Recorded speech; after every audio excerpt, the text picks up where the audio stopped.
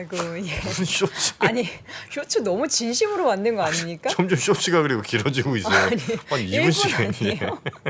아니 네. 그 쇼츠 편집만 하는데 제가 봤을 땐 반나절 걸릴 것 같은데요.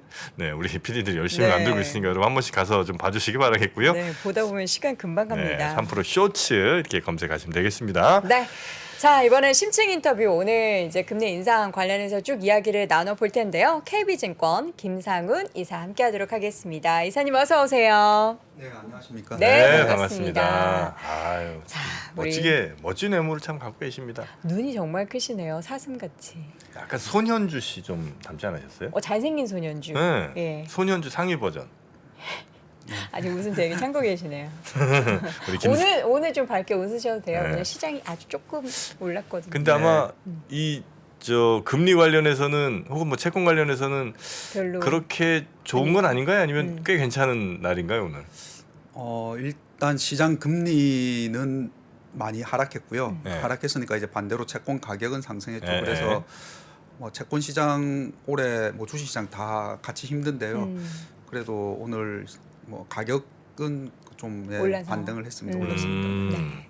아, 자, 김명민. 김명민, 그러니까 눈. 아, 김명민으로 갈까요? 제가 아까 누구로 우리 하는 게 낫겠습니까? 김상훈 이사님이 이런 얘기에 굉장히 취약하시네요. 아, 그렇죠? 예, 외모 얘기보다는 시장 이야기를 더 나눠보도록 하겠습니다. 알겠습니다. 금통위 오늘 결정 어떻게 보셨어요? 50bp. 예, 뭐 시장에서는 어느 정도 예상이 그렇죠. 되었었고요. 그렇죠, 예, 컨센서스였기 때문에 뭐 아시다시피 연준도 그렇고 이제 예상하고 다르게 가면 변동성이 커지죠. 근데 이제 예상대로 가면은 그 뭐 크게 이제 뭐 충격은 적은 편이었는데 시장의 오늘 관심은 사실 오늘 50bp 인상 빅스텝보다는 이제 다음 달 금통위에서 11월. 예, 또 50bp 빅스텝 할까 아니면은 25로 다시 이제 인상폭이 줄어들까 이제 거기에 더 좀 관심이었고요. 네. 그렇기 때문에 오늘 50bp를 하더라도 이게 만장일치냐 아니면은 반대하는 소수 의견이 있지 않을까. 소수 의견이 있으면 아무래도 이제 50bp보다는 또 소수 의견이 몇 명이냐 이런 게 관심이었어요. 근데 오늘 50bp 인상했는데 금통위원 중에 두 분이 반대하셨어요. 소수 의견이 예, 있었다. 소수 의견이 두 분이 이제 25bp만 올리자라고 하셔서 그래요? 예, 그래서 오늘 50bp를 인상했는데 앞서 말씀드린 것처럼 이제 그 시장 금리는 오히려 한 20bp 내려갔거든요. 이제. 예. 지금 보니까 소수 의견 네. 내신 분 이름까지 이게 딱 공개가 됐더라고요. 예. 그분들에게 어떻게 좀 힘이 실리는 겁니까? 그 주상영 금통위원이 소수 의견 내셨는데 이제 그분은 원래 좀 비둘기파로 이렇게 그 전에 인상할 때도 조금 반대하셨던 분이고요.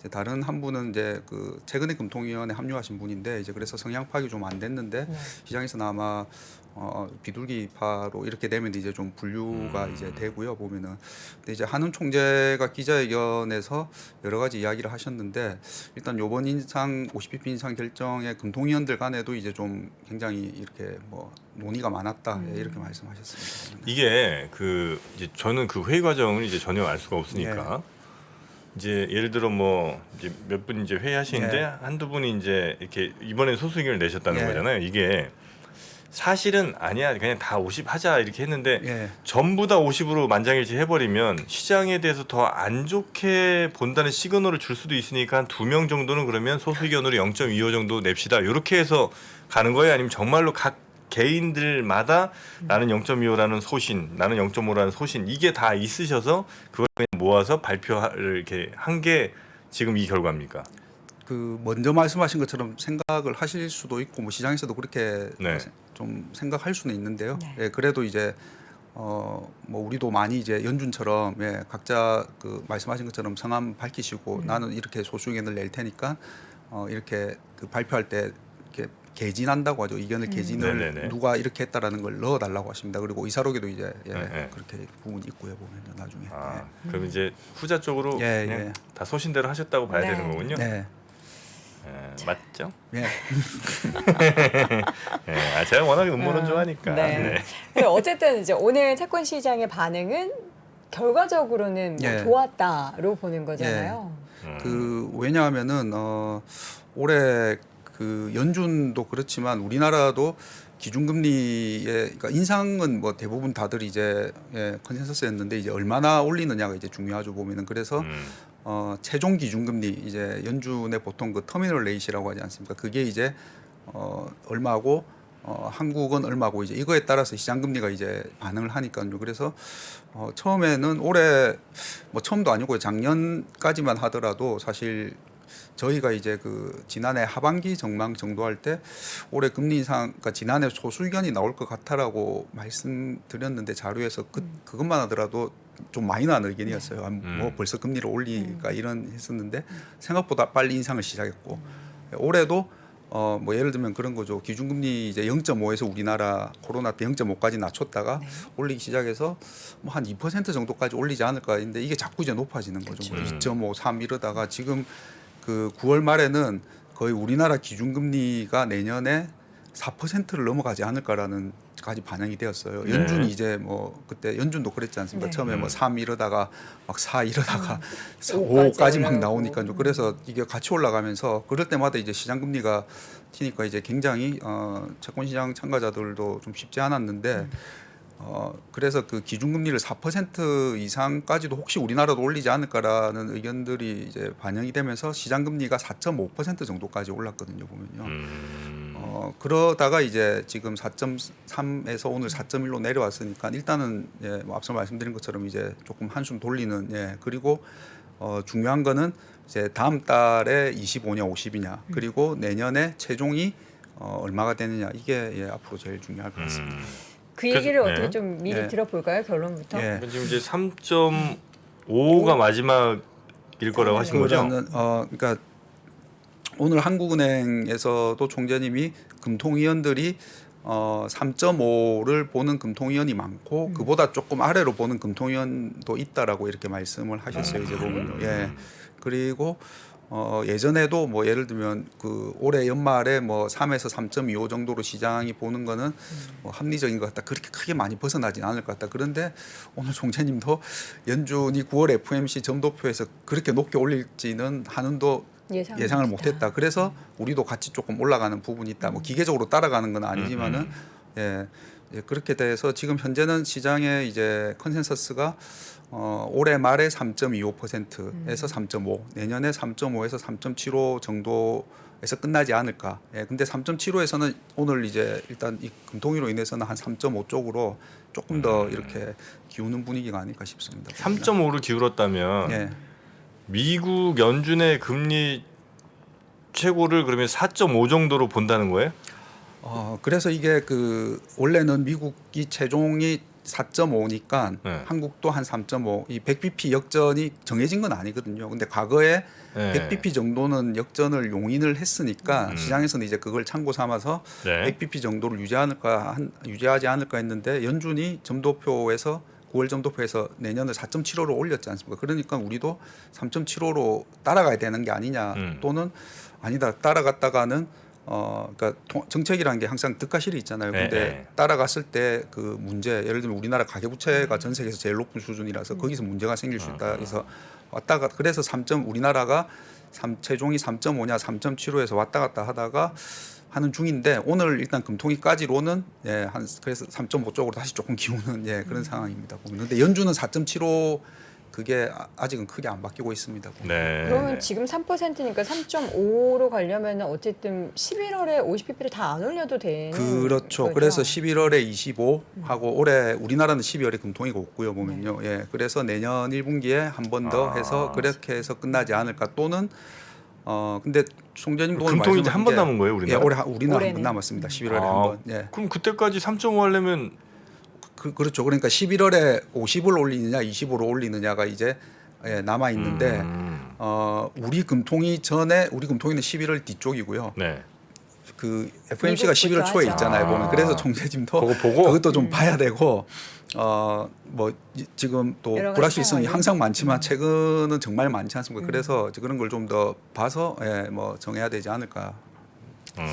50과 25bp 얘기는 그러면 11월쯤 딱 돼서 미국 FOMC에서 금리 결정이 나면 이제 좀 더 힘이 조금 실리는 더 명확해지네. 명확해질 수 있고 뭐 당장 내일 미국 물가가 얼마가 나오느냐 예 그리고 다음 달 초에 우리나라 물가가 얼마가 나오느냐 예 그래서 이제 그런 경제 지표들 발표될 때마다 시장의 생각이 막 이렇게 55, 25에서 25랑 54에서 왔다 갔다 네. 하고요. 연준 정책하고. 우리 금리는 예. 미국의 물가가 더 중요해요? 우리 물가가 더 중요해요? 당연히 우리나라 물가가 중요합니다. 이제 보면. 근데 사실 미국 물가나 우리나라 물가나 지금은 비슷하게 가는 부분도 있으니까요. 보면은 예. 결국은 같이 가는긴 가는군요. 예. 그리고 이게 물가도 뭐 명목 헤드라인이 중요하냐 아니면 근원 물가, 코어 물가냐 또 좀 나뉘고 할 수는 있는데 네. 어쨌든 이게 그 오늘 한은에서 지금 우리나라 지난달 물가가 5.6%가 나왔어요. 보면요. 우리나라가 예. 굉장히 높죠. 이제 보면. 5.6. 예. 네. 그 전에가 이제 금융위기 이후 가장 높은 6자가 넘었다가 약간 낮아져서 네. 5.6인데 한은에서도 5% 될 때까지는 어쨌든 금리를 계속 올려야 될 것 같아. 우리나라 물가가 5자가 나올 5 때까지 밑으로까지 5 밑으로까지 내려가면은 예. 네. 근데 이것도 그렇게 말씀하셨어요. 5 밑으로 내려간다고 뭐 인상 그만하고 인하로 바뀐다는 게 아니고 일단 앞자리가 5가 나올 때까지는 인상 기조는 유지해야 될 것 같았는데 그게 지금 예상이 그래도 내년 한 1분기 정도까지는 우리나라 물가가 5%대가 나올 것 같거든요. 계속. 예, 그러니까 1분기까지는 올릴 것 같고 근데 이제 그 폭이 결정하는데 여러 가지 변수가 미치는데 최근에 시장에서 원래 이번 달도 25 전망이 많았어요. 그런데 네. 50으로 바뀐 게 환율 때문입니다. 보면 예, 다른 요인들도 많이 있지만 뭐 통화 정책을 정할 때 여러 가지 경기 물가, 뭐 금융 안정 여러 가지 보는데 환율이 9월 들어서 우리나라 원화 절하가 엄청 폭이 컸잖아요. 네. 막 1,400원 넘어서 네. 예, 이렇게 되니까 저희 포함해서 시장에서 한은이 통화 정책을 하는데 여러 가지를 고려해야 되지만 일단 환율이 너무 약하니까 연준한테 그래도 연준이 75를 올렸잖아요. 잘. 네. 예, 근데 우리가 25만 하면은 금리 차가 나면은 우리 원화에는 약세 요인이니까 그래서 일단 50으로 좀 따라가지 않을까라는 의견들이 많아지고 네, 네, 네. 오늘 이제 금통위가 열리고 이제 한은 총재의 기자회견이나 네. 이런 발언들이 있었는데 네. 저는 이제 보면은 파월 의장하고 말하는 내용이 좀 비슷해요. 예. 그래요? 물가를 잡겠다, 뭐 지표를 네. 보면서 하겠다, 네. 뭐 이런 이야기. 그러니까 네. 확실하게 시장에 대해서 이렇게 할 것이다라는 네. 그런 방향성을 제시하기보다는 네. 그때 흘러가는 흐름을 봐야 한다. 네. 상황에 이런 맞춰서 얘기. 하겠다. 어떤 이야기를 가장 좀 주의 깊게 보셨나요? 예, 그래서 뭐 데이터 디펜던트 확인할 거 많고 보면서 25냐 50은 예, 그렇게 말씀하셨는데 네. 한 가지 좀 인상 깊었 인상 올해 요번 오늘 금통위가 되게 기자회견도 길고 질문들도 되게 많았어요. 네. 보면요. 예, 관심이 뭐 50을 이례적으로 했는데 또 50을 하니까 우리나라가 근데 그 중에 한 가지는 그 이제 질문들이 그 이렇게 이제 금리를 많이 올리면 앞서 말씀드린 것처럼 우리나라 가계부채가 전 세계에서 제일 높은 편으로 이제 소문이 다 났죠. 이제 보면 해외에도. 근데 이게 이제 괜찮겠냐라는 이런 질문이 있었고 총재님이 그 빚을 내서 이렇게 부채로 해서 부동산이나 이렇게 하셨던 분들이 고통을 받는 거는 이해하고 안타까운데 좀 어쩔 수 없다. 불가피하다. 예, 불가피하다. 예, 그리고 왜냐하면 그렇게 해서 지금은 물가를 안 잡으면 그리고 이게 그 또 이게 지금 우리나라 악순환에 빠져 있거든요. 왜냐하면은 환율이 원화가 약해지니까 수입하는 물가가 올라가잖아요. 그러면 물가가 또 올라가요 보면. 그래서 무역 수지가 지금 우리 적자 때문에 굉장히 중요한데 무역 수지가 적자 나면 또 원화 약세, 또 수입 물가 상승 이게 악순환에 지금 빠져 있는데 이 고리를 끊기 위해서라도 일단은 금리를 지금은 좀 올릴 수밖에 없다. 네, 네, 네. 끊는 방법 중에 하나가 지금 그래서 총재님이 그런 건 좀 불가피하고 대신에 이제 그 과정에서 뭐 취약한 계층이나 이런 쪽은 정부의 정책으로 좀 논의해서 좀 보완해야 되지 않을까 그런 말씀하셨고 또 한 가지는 이제 그 대부분 이제 미국 따라가야 되는 거 이렇게 많이 하시는 이유 중에 하나가 금리 역전이 확대되면 그래도 우리도 이제 선진국이지만 우리보다 뭐 예를 들면 신용 등급도 조금 더 높은 미국으로 돈이 다 빠져나가지 않을까 자본 유출에 걱정이신데 총재님이 예전하고 근데 달라진 건 있어요. 우리나라도 이제 그 해외에 투자를 많이 해서 해외 네. 주식, 해외 채권 많이 해서 그 이제 예전에는 채무였다가 지금은 순채권국이 이제 됐죠. 이제 보면 그래서 그런 부분은 조금 안정적인데 총재님이 근데 이제 약간 해외 투자 그건 어떻게 보면 이제 달러의 방향성에 대한 이제 좀 그거 의견도 있으실 수 있죠. 그래서 해외 투자를 지금 막 너무 많이 하는 건 약간 조금 고점일 가능성도 있다. 예, 그 말은 이제 국내도 금리가 높아졌으니까 네. 이제 국내에 투자를 해도 괜찮을 것 수익률이 같다? 괜찮지 않을까. 예. 그런 의견이 좀 국내 오늘 뭐 투자라는 거예요? 그러니까 뭐 국내의 이제 자산인 거죠. 이제 국내 그러니까 해외 자산, 국내 자산 크게 나눴을 때, 네. 예. 그러니까 그 동안은 그러니까 국내가 금리가 되게 낮았을 때 있잖아요. 네. 뭐 0%, 1% 이럴 때는 일본이 그랬지 않습니까? 금리가 너무 낮으니까 해외의 높은 수익률을 찾아서 나갔는데 네. 이제는 국내가 기본적으로 수익률 금리가 높아졌으니까 뭐 하다못해 예금이라도 국내에 뭐 이런 좀 의견이셨던 것 같아요. 아니 그럼 연기금부터 해외 투자보다는 국내 투자해야 되는 거 아닙니까? 안 그래도 그래서 이제 그 말씀하시고 나서 뭐 그런 의견들이 연기금 그렇게 열심히 해외 투자하는데 네. 개인 투자 우리 국민들한테 국내 투자하라면 말이 됩니까? 아니 이게 예. 지금 국내로 그럼 뭐 왔다 쳐요. 와서 뭐 사냐는 거예요. 주식 뭐, 투자, 뭐 채권 주식, 투자. 아니 지금 금리 이렇게 비싼데 주식이 사실은 굉장히 좀 예. 위험할 것 같고 그다음에 채권은 좀 가능성이 좀 있겠네요. 예. 채권. 그래서 연기금이나 기관 투자자들은 또 자산 배분을 해야 되는 자금의 성격은 이제 뭐 국내 해외 나눠서 주식 채권 나눠서 해야 되는 부분이 있을 수 있고 네, 네. 그래서 저희도 이제 그 향후 조금 유망한 자산이 어떤가 했을 때 그러니까 인컴 자산이라고 하죠. 이제 보면요. 예, 뭐 높아진 배당 투자, 금리에 이자. 맞는 이제 그리고 그 말씀하신 채권 같은 경우도 채권 중에서도 이제 채권 투자가 크게 두 개로 나눌 수 있죠. 그 주식하고 다르게 주식은 싸게 사서 비싸게 팔면 되는데 채권은 금리가 높을 때 사서 금리가 낮아지면은 캐피탈 게인 이제 자본 차익이 생기는 투자가 있고 이제 그런 측면에서 이제 금리가 인상은 좀 더 되겠지만 시장 금리는 선반영됐고 뭐 더 이상 크게 많이는 안 오를 것 같다라고 이제 좀 생각이 되면 이제 조금 나눠서 다 볼만 하다고 생각하고요. 또 두 번째 투자는 이자를 받는 예, 그러니까 높아진 금리의 채권을 사서 난 그냥 만기까지 가져가겠어. 그러면 이제 금리 변동 위험에 노출이 덜 되죠. 예, 그래서 예전에는 뭐 1%, 2% 채권 사서 뭐 1, 2%보다는 다른 높은 자산이 많으니까 예, 그쪽으로 갔지만 지금은 이제 금리가 뭐 4% 이상이면 뭐 예를 들면 만기 짧은 채권 사서 그냥 롤오버라고 하죠. 이제 하면서 그렇게 투자에 한번 생각해 볼 수 있을 것 같습니다. 네. 다양한 방법들은 있겠지만 사실 지금 섣불리 뭔가 이렇게 팍 하기에도 너무 겁나. 애매하죠. 채권도 네. 이제 사실 금리가 지금 뭐 올라가는 게 멈춘 게 아니니까 네. 좀 더 기다렸다 해도 네. 되지 않습니까? 네. 채권은 근데 지금 요까지는 다 반영 거의 했죠. 그래서 어느 정도 아까 됐습니까? 말씀드린 것처럼 뭐 올해 한 3%까지 기준금리 올리지 않을까라다가 네. 아닌가 보다라면서 시장금리가 또 한번 좀 내려오다가 올라가고 네. 아까 말씀드린 이제 9월 말 정도까지는 4%막 이상까지 반영 우리나라 했다가 지금 그래도 그 정도는 아닌가 보다고 좀 내려가고 있고 그래서 저는 제일 중요한 이제 확인해야 될 것 중에 하나가 12월 FOMC에서 연준 점도표가 다시 공개되죠. 예, 그런데 지금 연준의 최종 기준금리가 4.75 점도표가 제가 점도표 혹시 점도표? 자료. 네, 한번 저희가 보여드리겠습니다. 주신 자료가 있었죠? 네. 네, 나왔습니다. 예, 저기 보시면은 일단 점도표를 보실 때 그 2023년 내년 점도표가 그 전에 6월에 공개됐을 때는 굉장히 넓었어요. 연준 멤버들도 전망이. 예. 그런데 23년은 이렇게 보시다시피 모였죠. 모이면서 내년에 한 4.7 정도가 중간급 값이 이제 됐으니까 이제 시장에서 생각하는 선물 시장이나 이런 데서 생각하는 것도 내년에 연준이 한 4.75까지는 올리겠다고 연준 멤버들도 4.75 정도로 모여 있잖아요. 그래서 이게 12월 FOMC에서 또 공개가 됐는데 크게 안 변하면은 저는 그러면은 이제 이 연준의 기준금리로 인한 시장 변동성은 조금 줄어들지 않을까라고 생각하거든요. 이제 보면은 그 동안은 올해 연준이 올리기 시작해서 이게 계속 항상 바뀌었잖아요. 이제 보면은 계속 올라갔다가 바뀌었고 그 뒤에 해는 인하로 되어 있는데 이게 되게 밴드가 넓어요. 그 말은 연준 내에서도 아직 이게 생각들이 다 많이 다르다는 거죠. 네네. 그래서 일단은 인상이 4.75에서 끝나느냐 안 끝나냐가 중요할 것 같고 만약에 그쪽으로 모이면은 12월쯤에 가서 봤는데 내년 1분기에 4.75에서 끝날 것 같다. 그러면 사실 그 부분은 이제 좀 반영이 많이 됐고 그러면 이제 시장 금리의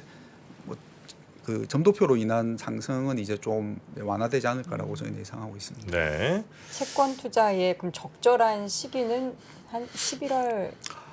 예, 앞서 말씀드린 이제 11월 FOMC 뭐 우리 금통위 그 지표들, 예, 그래서 그때쯤 가면 내년을 바라봤을 때 그 전망들하고 실제랑 갭이 이제 좀 줄어들 때 그때 있으면은 그리고 그 장기 물채권 그러니까 뭐 1년짜리 3년짜리보다 뭐 만기가 긴 네. 채권일수록 10년 30년일수록 그 캐피탈 게인이 클 수는 있는데요. 대신에 변동성도 커서 금리가 반대로 올라가면 손실도 크지죠. 이제 네. 보면 그래서 주식으로 치면 이제 뭐 분할 매수 그렇게 좀 생각을 해보시면 어떨까 싶습니다. 알겠습니다. 그 금리 결정하는데 물가 제일 중요하다고 하면 예. 우리나라 물가는 어떻게 지금 혹시 전망하고 계세요, 우리? 우리나라가 이사님. 지금 5.6% 나왔는데 네. 일단 앞서 말씀드린 것처럼 내년 1분기 정도까지는 앞자리가 5자일 것 같아요. 이제 보면요. 왜 쉽게 안 내려갈까요? 그 일단은 그래도 6에서 5로 내려왔는데 우리나라 물가에는 이제 계절성을 미치는 요인이 있는데 그게 이제 그 추석하고 설입니다. 보면은 서양에는 없잖아요. 보면요. 근데 추석하고 설이 그 요번에 9월에 빨랐잖아요. 근데 여름에 날씨가 안 좋았잖아요. 그러면은 그게 농수산물 가격에 인상이 되는 상승 요인으로 반영이 좀 되는 부분이 있고 그건 이제 다 이제 지나간 거잖아요. 이제는 지나가죠. 이제 보면 그래서 이제 네. 많이 못 내려오는 거죠. 이제 보면 피크아웃은 했는데 내려오는 게 약간 막히는 게 있고 그리고 그 이제 지금 또 뭐 공공요금 인상하는 것도 좀 전기요금 이런 부분도 있을 수 있고 그다음에 앞서 말씀드린 가장 큰 거는 환율 때문입니다. 원화가 약해지면서 이게 물가의 상승 요인으로 작용을 하는 부분이 있어서 내려오는 걸 좀 막고 있고요. 한국은행이 내년 그 물가 전망을 3.7%로 지금 하고 있습니다. 보면은 1년을 3.7%. 내년 평균을 3.7. 예, 와. 굉장히 높죠. 보면은 예전에는 못 보던 숫자잖아요. 보면요. 네. 예, 그래서 그 말인즉슨 내년 초에 앞자리가 5로 시작했는데 내려는 가겠죠. 내려는 가는데 이제 뭐 1분기에 예를 들면 5, 뭐 2분기에 4, 뭐 3분기에 3, 4분기에 이 앞자리가 2가 될지 안 될지가 이게 왜 중요하냐면은 시장 우리도 그렇고 미국도 그렇고요. 시장에서 소위 말하는 피벗이라고 이제 중앙은행들이 좀 완화를 기대를 가졌잖아요. 근데 이 피벗에 대해서도 저는 좀 정의를 해야 되지 않을까 싶은 게 그 7월에 한참 또 연준에서 약간 그런 기미를 보이니까 혹시 인하하지 않을까라고 피벗이 그때는 인하였잖아요. 보면 근데 지금의 피벗은 그럼 이게 인하인지 아니면은 인상을 유지? 75나 50을 안 하고 좀 적게 하는지 아니면 말씀한 것처럼 그냥 유지하는 건지도 아직 정의가 되지 않은 것 같고 그쵸. 내년 하반기에 적어도 인하 기대가 생기려면 한국이나 미국이나 주요국의 물가가 주요국 중앙은행들이 물가 통제 기준이 2%잖아요. 그럼 앞자리가 확실히 3에서 2로 떨어진다가 보여야 될 것 같은데 현재로서는 그렇게까지는 안 보이는 것 같습니다. 예. 그 물가가 쉽게 안 잡히니까 금리의 그 통화 정책의 방향성도 쉽게 선회하지는 않겠네요. 그렇죠. 일단 뭐 올려놓고 그래서 소위 그 하이어 포런 거 이제 일단 높이 좀 올려서 그냥 유지. 예. 높여서 유지. 그럼 네. 우리 같은 경우에는 뭐 한 3.5 이상에서 3.5나 3.75에서 유지. 네, 네, 네. 그럼 이제 어쨌든 기준금리에 플러스 이제 어느 정도 더 붙어서 국채금리에 플러스 이제 네. 해서 결국 이제 대출금리 같은 게 이제 결정이 될 거 아니에요. 예. 지금 이제 집산분들도 굉장히 지금 불안불안하신 분들도 많은 것 같고 예. 또 변동금리이십니다. 살 분들도 지금 이거 사야 되나 말아야 되나 예. 고민하시는 분들 예. 많은 것 같은데 주택 어쨌든 대출 중에 제일 큰 포션이 이제 주택 관련된 예. 걸 테니까 요기 금리는 대충 올 연말 혹은 내년 초 어느 정도 형성이 됩니까 그러면? 그 지금 뭐 이제 뉴스들이나 이런 거 보면은 기준금리가 3%가 되면은 주담대가 일단 50bp 올렸으니까 뭐 50은 얹어지고 미니멈 여기서- 50 얹어지는 거죠? 예, 여기서 뭐 보통 거기서 가장금리 추가 더 얹어지죠? 예. 그래서 뭐 신규 주택담보가 지금 글쎄요 뭐 6에서 7% 아닌가요? 그러면은 8%까지. 팔자도 볼 수도 있지 않을까? 연말에는. 연말이나 내년 1분기까지 계속 올리면은 그때 가면 예. 그러면 이제 거기에는 당연히 주택 가격에 큰 조정이 필연적으로 따라옵니까? 아니면 꼭 그렇지는 않습니까? 그래서 오늘 한은 총재 그 질문들도 이제 있었죠. 그래서 한은 총재께서 조정에 영향을 미칠 수밖에 없다. 네, 그렇게 말씀하셨고 금리가 이게 그 영향을 주택 가격에 안 미친다고 말씀드리기는 사실 어렵죠. 이게 왜냐하면은 뭐 대출을 통해서든 뭐 아니면 그런 기대 심리를 통해서든 네. 예, 뭐 다른 자산과의 상관관계 이런 걸 감안해서라도 예. 어쩔 수 없이 이제 다 연관돼 있기 때문에 모든 가격에 있어서의 하락에 대해서 우리는 예. 염두를 해둬야 되는데 사실 뭐 부동산 가격도 모두 다 하락한다 뭐 이건 아니잖아요. 뭐 지역별로도 다르고. 예, 뭐 그리고 매물별로도 그래서 다르고. 총재께서도 고통이 특히 이제 부채가 많으신 분들은 네. 고통이 좀 불가피하지만은 좀 어쩔 수 없는 부분이 있다라고. 네. 지금 보니까 뭐 가계와 기업의 이자 부담이 약 12조 원 정도 증가할 것이다. 예. 이렇게 또 숫자로 이야기해 이자 주십니다. 부담이 네, 그 전체 50bp를 인상하면 이제 한은에서 추정을 해보니까 50bp를 인상을 빅스텝을 하면은 네. 이자 부담이 한 12조 원 정도 증가하고 대신에 이제 그 대출의 증가 속도는 더디어지죠. 예, 한 0.1% 정도 이렇게 낮아질 거고 그 다음에 우리가 지난해 8월부터 주요국 중에서 제일 먼저 금리를 올렸죠. 지금 그래서 250bp 올렸는데 이게 이제 누적적으로 영향을 미쳐서 내년에 물가를 한 1%포인트 낮출 거다. 그러니까 반대로 금리를 안 올렸으면 내년에 물가가 5%가 아니고 뭐 6%나 그 이상일 수가 있고 그리고 참고로 우리나라 물가 통계는 주요국하고 다른 게 주거비라는 항목이 안 들어가 있어요. 그러니까 그쵸. 쉽게 얘기하면은 집값이 바로 반영. 맞아요, 그러니까 미국 그쵸. 지금 물가가 안 떨어지는 게 이 중에 하나가 코어 근원 물가가 안 떨어지는 게 렌트비라고 때문이잖아요. 근데 그게 이제 보통은 집값에 한 6개월 정도 후행한다 그러거든요. 그러니까 미국도 요번에 파월 의장이 부동산 가격을 좀 이렇게 쿨시켜야 된다. 그래야지 렌트비가 6개월 후에 렌트비가 떨어져서 미국 물가에도 낮출 수 있다라고. 예. 자, 한 국내 얘기 어떻게 이 정도로 마무리해도 되겠습니까? 예. 우리가 뭐 지금 사실 딱 얻은 건 이제 채권 시장에 있어서의 투자 매력도는 점점 연말로 갈수록 조금 더 윤곽이 좀 보이는 예. 것 같다 이 정도. 예. 네. 예, 금리는 계속해서 우리가 또 상방으로 봐야 한다는 거. 그 안 좋은 시나리오 하나만 좀 여쭤보겠습니다. 만약에 이렇게 금리가 올라가요. 네. 그러면 개인들의 경우에 주택이나 뭐 이쪽에서 갚지 못하는 경우들이 이제 생겨나겠죠. 예. 그게 혹시 뭐 금융 쪽에 뭔가를 건드려서 조금 뇌관이 위기나 터지는. 예, 이렇게 갈 가능성은 현재까지 매우 낮은 거죠. 그 이게 그러니까 연준이 금리를 올릴 때 전 네. 세계가 긴장하고 주목하는 이유가 끝이 안 좋았던 경우가 있어서 그렇거든요. 항상은 아니지만은. 그러니까 그 지금보다 가장 인플레이션이 높았던 시대에 그래서 이제 볼커 의장이 이제 금리를 그 10bp가 10%로 올려서 거의 수요가 그러니까 폭삭 이렇게 되면서 그냥 이제 인플레가 잡혔잖아요. 그래서 연준도 그러고 나서 70년대 자기들이 이제 좀 잘못했구나 이래서 그렇게 안 되기 위해서 그 이후에 최대한 뭐 이제 90년대에는 금리를 뭐 올리다가 조금 중단도 해보고 뭐 75 했다가 50에 25 했다가 중단도 해보고 했는데 결국에 예를 들면 그거죠. 90년대에는 올리니까 신흥국 멕시코 데킬라 위기나 결국 아시아 외환위기 우리한테까지 왔고 그래서 2000 IT 버블도 붕괴되고 그래서 그 다음에 아무리 멈추고 그 이렇게 뭐 스탑앤고라고 하나 그렇게 하는 것보다는 그래서 이제 2000년대 중반에 그린스펀 의장이 베이비 스텝이라고 25씩 우리 이제 앞으로 50씩 이렇게 안 하고 25씩 굉장히 천천히 몇 년 동안 올렸잖아요. 근데 그때 금리를 올렸는데 괜찮았죠. 올리는 동안에는. 그래서 마이스트로라고 칭송을 받으셨잖아요. 그린스펀에. 근데 그 끝은 아시다시피 서프레모기지였죠. 이제 보면요. 예.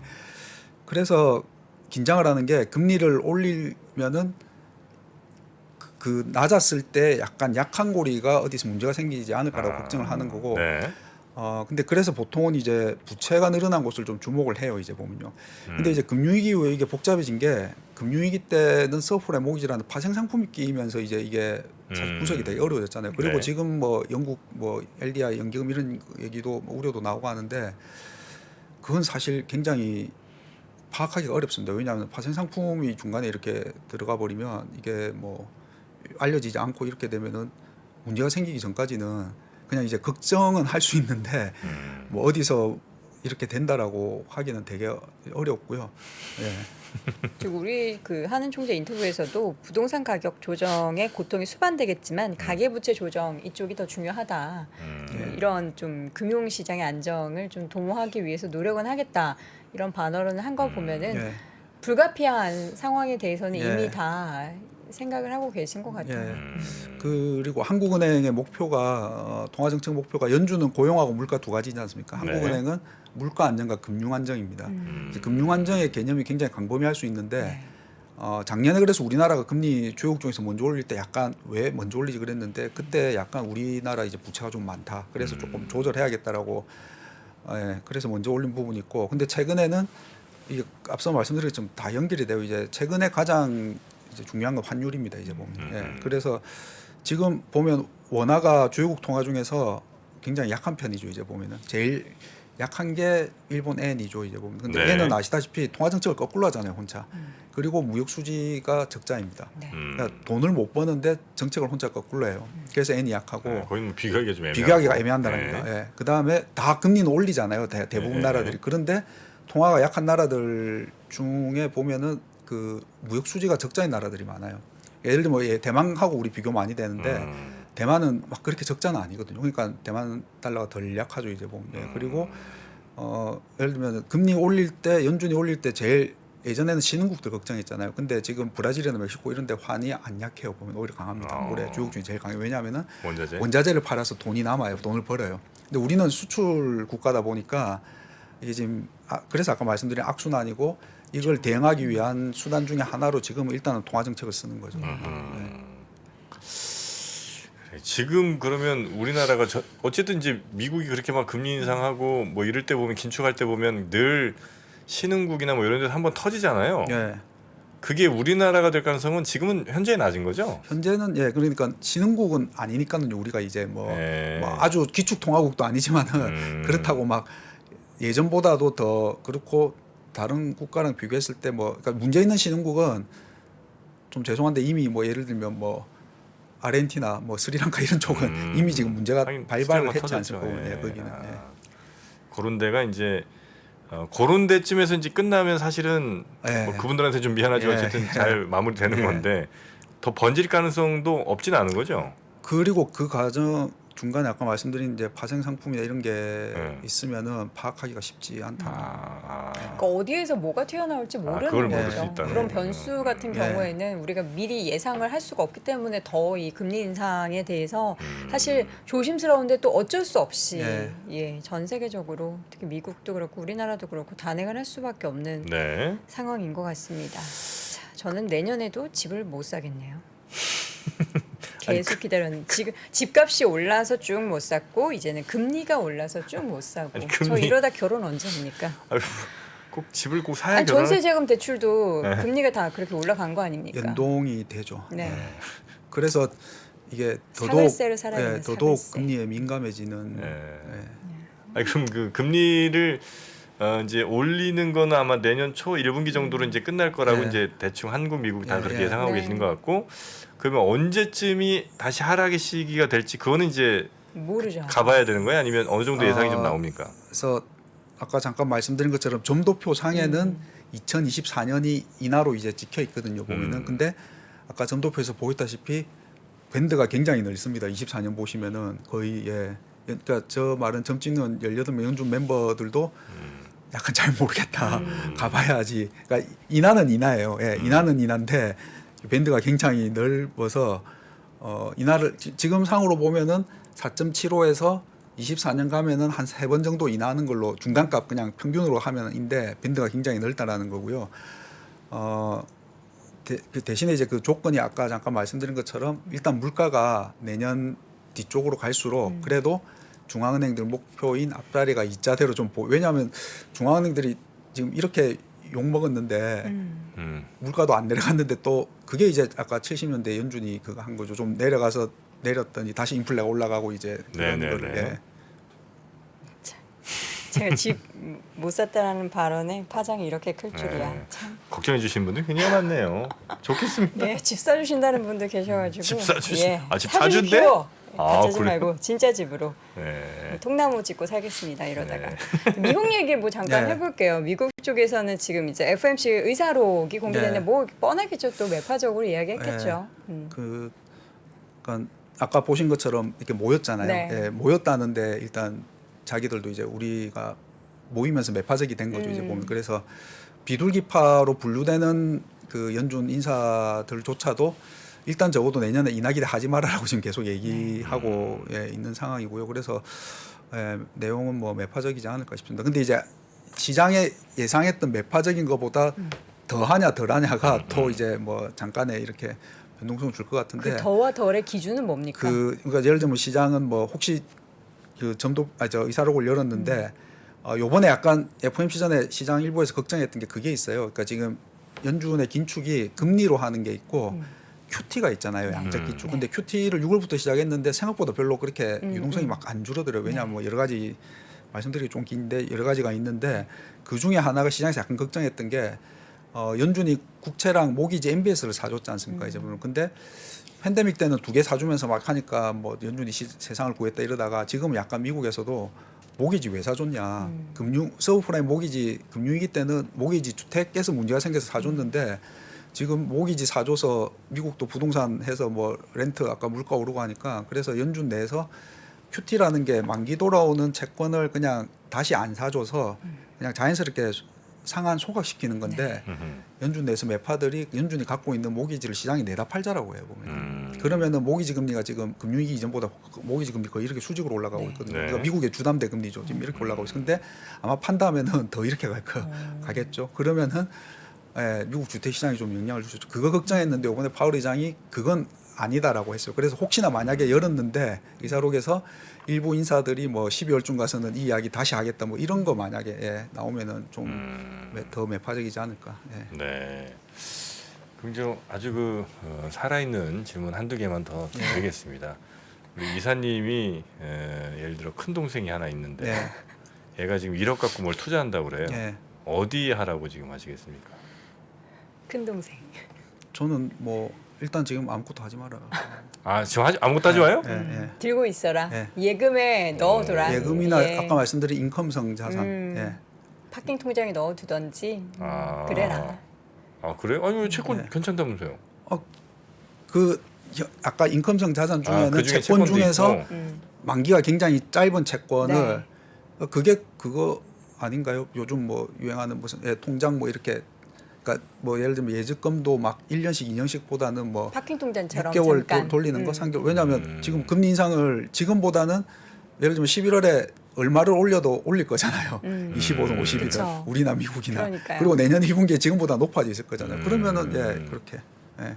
그러면서 뭐 그리고 저는 이제 그 또 저희가 이제 부서가 자산 배분 전략부입니다. 그러니까 배분해야죠. 보면 뭐 일부는 좀 현금성하고 일부는 뭐 그러면 채권을 짧은 걸 현금성하거나 아니면 조금 긴 한국 채권, 미국 채권을 채권. 반반.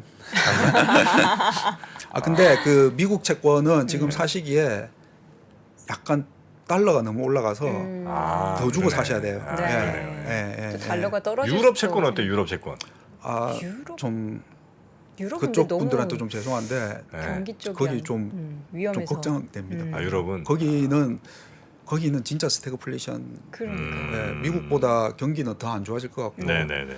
물가는 전쟁 때문에 더 올라갈 것 같아서 그 와중에 영국도 불안하고 뭐 좀. 유럽은 쳐다보지도 말고. 그럼 이제 좀 채권 약간 좀 나눠서 한국, 미국 거 조금씩 사고. 그리고 뭐 저희 그 리서치 자료에 이제 뭐 자산 배분 자료나 그런 거 있는데 뭐 예를 들면 ETF 같은 거 중에서도 단기 현금과 비슷한 달러 현금과 비슷한 그런 ETF들이 있어요. 보면. 뭐예요? 예를 들면? 그건 뭐 자료에서 제가 지금 단기 그러니까, 현금과 같은 ETF? 달러 현금과 같은 그런 현금성 성격의 ETF도 있습니다. 뭘 사는 거지? 뭐가 있을까요? 달러 ETF 뭐 이런 거예요 혹시? 비슷합니다. 그런 근데 뭐 게 굉장히 만기가 짧은 걸로 해서 혼자만 알고 혼자만 아니면 살려고 그런 거 다 아니시죠? 공개된 겁니다. 이름이 생각 안 나시는 거죠 지금? 그 티커가 좀 있는데 그래서 저희 자료 이런 보면 건가요? 다 뭐 공개됩니다. 미국 달러 단기 채권 액티브 ETF 뭐 이런 건가요? 그런 거 비슷한 뭐 것들 그런 비슷한 종류들. 거. 예. 혼자만 뭐 있습니다, 사고 계신 보면. 게 있나 봐. 네, 우리한테 안 월배당 알려주시- 주는 미국채 ETF 뭐 이런 것도 있는데 예. 알려주세요. 저 궁금하네요. 갑자기. 그런 게 이제 네. 있다는 거죠. 예, 예. 그런 거 하고 네. 만약에 지금 주식시장에 많이 몰려 있어요. 예.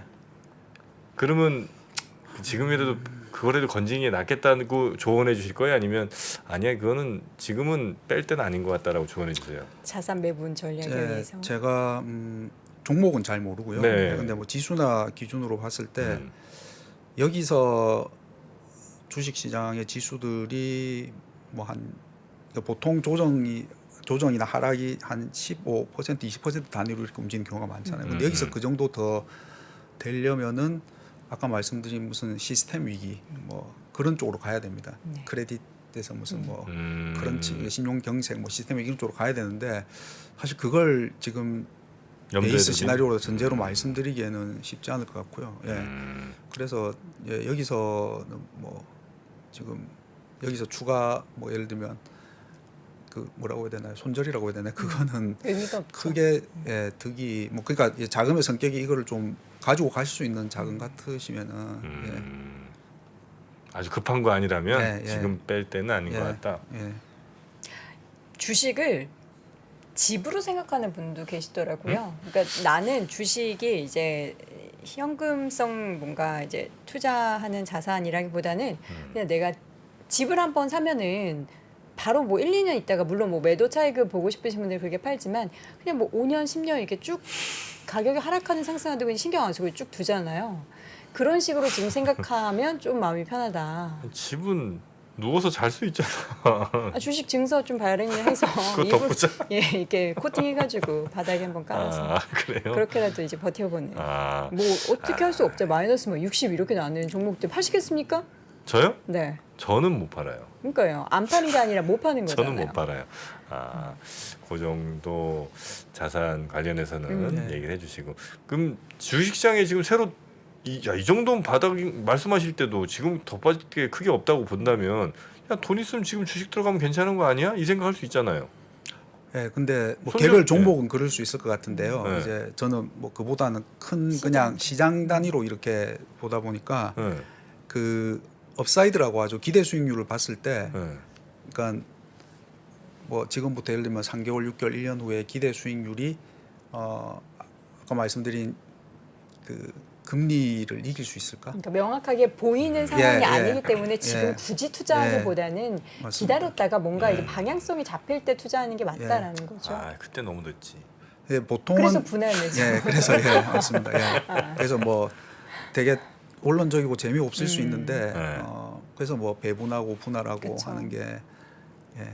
사고 싶으시면 계속 월급 쪼개서 사세요. 난 예. 이제 더 이상은 못 사요. 나도 사실 이제 할 만큼 다 네. 해봤고 이제는 더는 못 사겠어요. 예. 근데 이제 딱 그런 심리가 들 때가 오히려 바닥인가? 예, 살 타이밍이고 바닥이 지금 대한민국 국민 전 세계 국민들이 다 이런 비슷한 그래? 마음 아닙니까? 맞습니다. 근데 미국- 이제 시기 네. 자체가 지금은 네. 아직은 안 좋으니까 네. 한 6개월 더 기다려도 되잖아요. 예, 미국도 네. 개인 자산에서 미국은 참고로 가계 자산, 우리나라는 가계 자산에서 부동산이 차지하는 비중이 네. 제일 크죠. 보면은 중국이랑 우리나라는 네. 제일 큰데 미국은 가계 자산에서 주식이 주식 차지하는 많죠? 비중이 제일 큽니다. 보면은. 예. 근데 은퇴 거기도 그래서 자금을 예, 다 주식 투자로 많이 맞습니다. 한대요. 예, 연금이 거기 많이 네. 있고 그래서 거기 분들도 최근에 미국도 굉장히 하락하면서 자산 가격의 조정을 받고 있죠. 이제 보면. 그러니까 미국은 은퇴자들 그리고 그런 자산이 주식 투자에 굉장히 많이 있기 때문에 그 시장 자체가 무너지면 미국 경제가 무너지는 거예요. 그걸 무너지게 할 수가 없다는 거구나. 그러니까 이제 어느 정도 수준까지는 밀어내도 그 바닥을 좀 이렇게 다지면서 이제 버텨내게 해준다 뭐 이런 게 있지 않을까요? 그냥 제 그래요? 네, 생각이에요. 그래서 예전에 트럼프 대통령이 굉장히 주가에 되게 민감한 네. 이유 중에 하나도 예, 그런 부분. 예. 그러니까 뭐 밀어낼 만큼 밀어내지 않았을까요? 어떻게 들어가 미국 시장? 아직 안 들어오셨어요? 미국 시장 들어가 아. 다니모 사이언티픽 그거 근데 마이너스 이제 90. 뭐 우리 이사님께서도 말씀해 주셨지만 지금 이제 불확실성을 가득 안고 들어가서 전전긍긍하기보다는 네. 조금 이제 구름이 걷히고 나서 그때 이제 예. 좀 보였을 때 들어가도 늦지 않는다라는 거잖아요. 알겠습니다. 예, 그리고 저는 금리가 자산 시장의 중력이라고 생각하거든요. 네. 예. 그 팬데믹 때 전 세계 금리가 역사적으로 다 낮았잖아요. 네. 그래서 그때는 뭐 0%, 1% 이러 낮으니까 레버리지를 일으키는 다른 걸 할 게 많았잖아요. 보면은. 그래서 붕붕 뜨는구나. 예, 중력이 중력인 낮으니까. 금리가 낮으니까 다른 자산들이 이렇게 올라가죠. 근데 지금 중력인 금리가 내년 1분기 정도까지는 아마 요 근래 느껴본 가장 무거우실 거예요. 네. 이거를 달고 올라갈 수 있는 자산이 뭘까? 그리고 그런 상황에서 굳이 이제 리스크 대비 리턴을 항상 그러니까 수익률 기준으로 많이들 생각할 수밖에 없고 저도 그랬는데 네네네. 이제 보실 때는 리스크 대비 리턴 요것도 같이 보시고 중력이 그렇게 강하게 당기는데 그걸 이기고 올라갈 자산이 과연 뭘까를 고민해봐라. 그렇죠. 예. 바이오. 뭐 업종이나 종목은 제가 잘 모르겠습니다. 이렇게 약간 자산의 구성을 말씀하시는 거잖아요. 예, 뭐 전체 주식, 자산에서 채권, 배분한 대체 투자 뭐 이렇게 다 부동산, 봤을 뭐 때 원자재, FX 선물? 달러 뭐가 있어요? 뭐. 없나 봐. 없나 봐. 네, 그래서 저기 아까 잠깐 말씀드린 그러니까 지금 금리가 4%가 되잖아요. 네. 뭐 한국이나 미국이 주고 그러면 4% 그냥 이건 약간 예를 들면 3개월짜리 4%면은 3개월 동안 4% 그냥 약간 확실하잖아요 보면. 확정 금리를 4% 거의 정도 받을 수 받는 있는 그러니까 그런 인컴성 뭐 상품들. 예를 들면 3개월 6개월 근데 금리가 제로나 마이너스 특히 마이너스인데 이제 그럴 때는 이거 해봤자 이렇게 생각이 드시잖아요. 근데 지금은 뭐 확정된 기간 안에 어느 정도 확정된 수익률이 된 자산이 있으면 일단 거기에 그리고 이걸 이길 수 있는 자산이 이제 보이면은 그때 가서 해도 저는 괜찮지 않나라는 거죠. 그래요. 알겠습니다. 우리 김상훈 이사님 참 어리석은 저희 질문에도 다 하나하나 이렇게 친절하게 답해 주시고 아닙니다. 너무 고맙습니다. 네, 우리 김상훈 이사님은 하여튼 지금 뭐 특별히 주식시장은 알주식 같은 건 안 하신다 이거죠? 저희는 일단 리서치 센터는 못 하게 되어 할 있습니다. 수가 없구나. 네. 차명으로도 안 하시고요. 더더욱 더더욱 안 큰일 하시고요. 납니다. 네. 그럼 여기서 한다고 합니까? 한다고 해도 안 그러네. 한다고 해야죠. 네. 예, 마지막으로 뭐 어떻게 좀 우리 주식 투자하시는 분들께 네. 이건 꼭 유념해서 지켜보라 네. 하는 이야기 하실 게 있을까요? 저 아까 뭐 말씀드린 금리가 중력이라고 한번 생각을 네. 해보시면 예전에 뭐 그런 만화도 있었잖아요. 막 뭐 어쨌든 위로 이걸 달고 있다가 그걸 풀었을 때 네. 이렇게 탁 많이 올라갈 수 있잖아요. 근데 내년 뭐 적어도 그러니까 금리도 다 여러 가지죠. 기준금리, 시장금리, 뭐 단기물, 장기물 있는데 어쨌든 전반적으로 내년 한 1분기까지는 되게 무거울 것 같아요. 보면. 그리고 예전에는 자산 배분할 때 크게 매크로 경제를 보고 주식 채권을 이렇게 배분을 했었어요. 네네. 경기가 좋으면은 주식, 경기가 나빠질 것 같으면 채권. 근데 금융위기 이후에는 중앙은행들이 직접 돈을 풀고 하면서 이게 그게 약간 흐트러졌어요. 돈 풀면은 다 같이 올라가고 돈 걷어들이면 다 같이 가격이 하락해요. 근데 지금 그게 겹친 구간이죠. 스태그의 70년대 이후 목경업에 본 스태그의 금리까지 올리니까 다 겹쳤는데 이게 그래서 내년에 일단은 위험 자산 쪽이 조금 더 좋아지려면 금리가 내려가면 주식 가격이 조금 반등할 수는 있겠죠. 그 부담이 줄어서 중력이 무게가 줄어서. 네네네. 근데 본격적으로 오르려면 지금 다 내년 침체라고 하잖아요. 이미 침체나 내년 침체. 근데 그게 그래도 이제 조금 벗어나는 게 보여야지 위험 자산 쪽에 조금 네네네. 제대로 된 뭐 바닥 상승이 되지 않을까 싶습니다. 중력이라는 표현 참 좋습니다. 제가 그대로 뭐 딴 데서 써먹긴 좀 죄송스럽고 모래주머니 정도로 제가 바꿔서 써먹어도 되겠습니까? 허락해 주시면. 예. 금리는 모래주머니다. 모래주머니 하나, 두 개, 세 개 이렇게 금리 1, 2, 3 올라갈 때마다 그거 차고 뛴다고 생각해봐라. 얼마나 힘드냐. 그걸 와. 넘어서는 체력이 있는 그런 자산에 과연 있겠느냐? 이런 식으로 비유할 예정이거든요. 네. 괜찮겠습니까? 예, 출처는 우리 이사님. 네. 뭐 이미 뭐 시장분들이 뭐 하셨을 수도 있는 말씀이고. 중력은 이사님 거, 저 모래주머니 제 겁니다. 네, 고맙습니다. 자, 함께해 주신 KB증권의 김상훈 이사님 오늘 친절한 설명 대단히 고맙습니다. 고맙습니다. 네, 감사합니다. 신고가에 5만 원 돌파할 때 5만 원에 따라 살 수 있나요, 우리? 내가요? 5만 원이 다시 내려가서 2만 원까지 와서 2만 원 떨어지면 신저가예요. 거기서 구매해서 쓸 수 있나요? 주식시장에 절대 변하지 않는 것이 두 가지 있습니다. 주가의 기본적인 움직임 그리고 투자하는 사람들의 심리입니다. 내가 팔면 오르고 사면 떨어진다고요. 주식에 대한 공부가 모자라서가 아닙니다. 주가를 만드는 투자자의 심리를 모르기 때문이죠. 하락장의 공포를 이기는 5가지 실전 투자 심리 전략 박병창의 돈을 부르는 매매의 심리에서 지금 확인하십시오.